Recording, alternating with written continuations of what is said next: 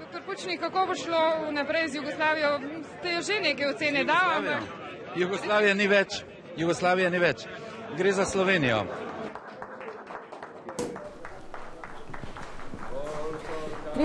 Decembra 1990 je slovenski narod na plebiscitu izrazil voljo za samostojno in neodvisno državo Slovenijo.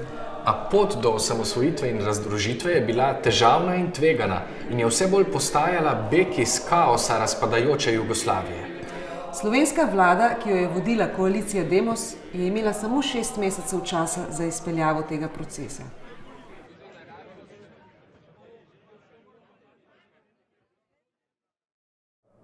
Po uspehu plebiscita, ki je bil tako uspešen tudi zaradi sodelovanja vseh političnih sil, so bile te znova na preizkušnji, ali bodo v pol leta uspele sprejeti vse potrebne akte, predpise, zakone, ustavna dopolnila, ki bi omogočile razglasitev slovenske države. Tukaj je bilo tudi veliko prepirov, veliko razhajanj, vendar se nikoli slovenska politika ni razšla do te mere, da bi ogrozila skupen cilj. To je bilo eno najbolj plodnih, zanimivih, prelomnih obdobij v slovenski politični zgodovini, ko smo se Slovenci poenotili glede enega cilja in potem v pol leta preizkušali to našo enotnost, potem pa jo tudi enotno obranili. Vidiš, začele so se uresničevati sanje mnogih rodov, stoletne sanje Slovencev.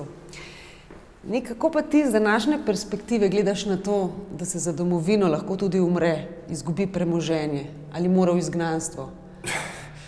Odkot pa zdaj to, ne vem. 3 desetletja miru so to opcijo potisnila v ozadje. Zdi se imaginarna, kot iz nekega drugega časa. Ampak dati življenje za domovino je bila takrat zelo realna opcija. V zraku je bila grožnja vojne. Splošna vojaška obveznost je v oborožene sile vključevala vse fante od 18. leta naprej. Vsak vojni konflikt pa prinese tudi žrtve med civilisti. Takoj po plebiscitu je sledil resen poskus slovenske strani za sporazumno razdružitev z Jugoslavijo. Med Ljubljano in Beogradom so se izmenjevali obiski, aktivnosti slovenskega političnega vodstva ter pozivi na vseh nivojih. A žal ti napori niso prinesli rezultatov. Jugovzhodni del Jugoslavije je reagiral užaljeno, Sloveniji ni dovolil odhoda. Vrstile so se žaljivke, grožnje in obtožbe o izdaji. Ultimati, pritiski in nepremišljene ter neutemeljene enostranske odločitve nam ne bodo koristile. Hitrost in dinamika uresničevanja naših želja in hotenj ni odvisna le od nas samih.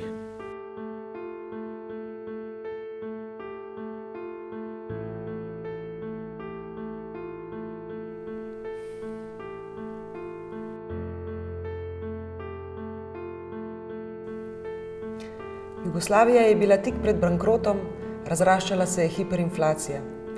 Skupna država je razpadala na vseh koncih in le še vprašanje časa je bilo, kdaj bo kaos prerasel vojno. Prav tako se je na osamosvojitev pripravljala Hrvaška. Tam živeči Srbi so začeli z oboroženim uporom.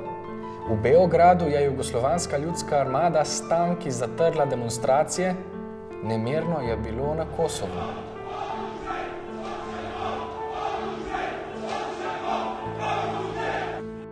Kaplja čez rob je bil vdor Srbije v jugoslovanski monetarni sistem, ki je predstavljal skupen denar federacije.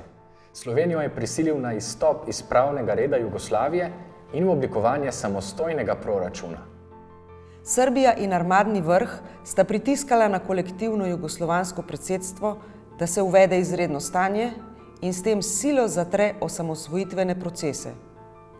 Slovenija je trdno zastopala stališče, da se vojska ne sme vtikati v politiko. Upam, da bodo tudi predlagatelji in pa zagovorniki drugačne variante upoštevali to večinsko mnenje tako predsedstva kot tudi naših republik. Začela se je bitka s časom. Sedeli smo na temperani bombi, ki bi lahko vsak čas eksplodirala. V prid osamosvojitve so bile hitre, mestoma kaotične politične spremembe v vzhodni Evropi po padcu Berlinskega zidu in razpadanja Sovjetske zveze. Dogodki so se iz političnega prostora vse bolj premikali v obrambno dimenzijo in v rožljanje z orožjem.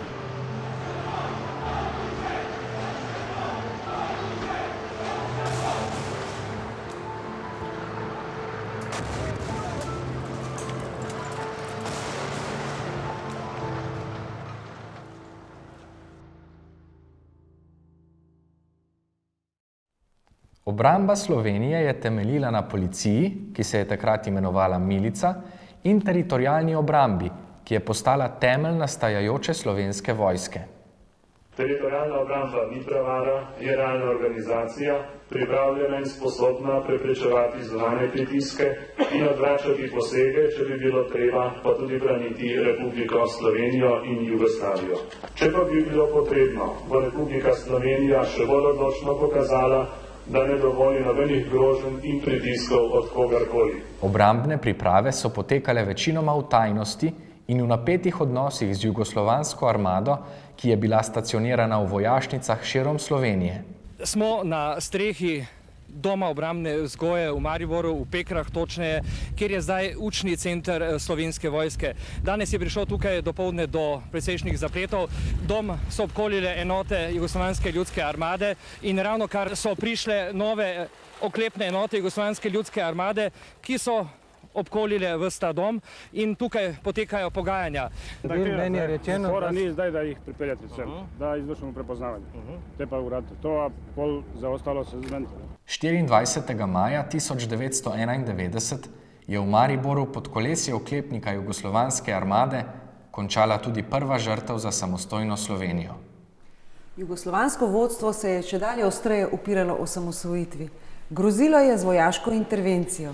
Maja in junija so bili v tedanji republiški skupščini sprejeti osamosvojitveni zakoni. Republika Slovenija je samostojna in neodvisna država. Za Republiko Slovenijo preneha veljati ustava Socialistične federativne republike Jugoslavije. Ta akt gotovo pomeni kulminacijo v stoletnih prizadevanjih slovenskega naroda, da si ustvari svoj lastni dom. Vendar s tem ni ne konec in ne začetek naše zgodovine. Pomeni pa tisto prelomno točko v našem narodnem življenju, ko smo prišli v položaj, da lahko samostojno odločamo o svoji lastni usodi. Zvonili zvonovi, po hribih pa goreli kresovi. Sicer pa je tu pred slovensko skupščino že vse pripravljeno. Slovenija tik pred zdajci dobi nov grb in zastavo. Ključni element grba je Triglav, kot simbolni element slovenske identitete. Slovenija je uradno razglasila samostojnost 25. junija in to svečano proslavila 26. junija s slovesnostjo na Trgu Republike v Ljubljani, pa tudi v nešteto slovenskih krajih s proslavami, kresovi in postavljanjem mlajev.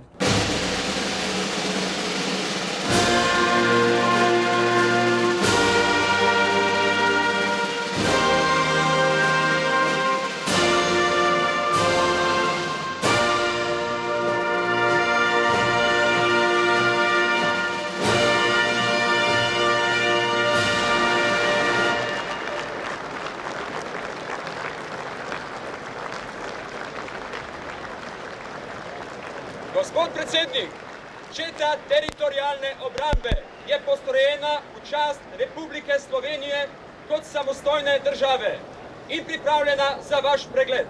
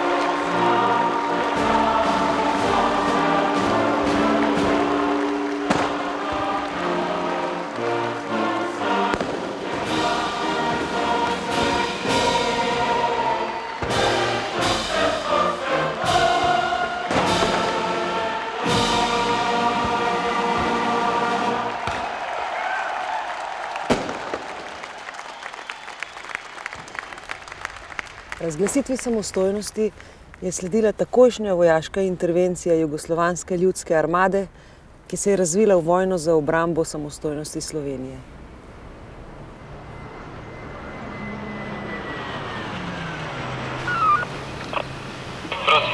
Tlele na Topliški, tlele pod tem mostom smo blokirali, je prišel vojaški kamion oziroma tlele šmotinki. Mene zanimajo zdaj samo tanki nas zanimajo. Vrba 203, dojno. Kaj bo 203? 203 so obrnili. Edo, hvala lepa, 20 prejo.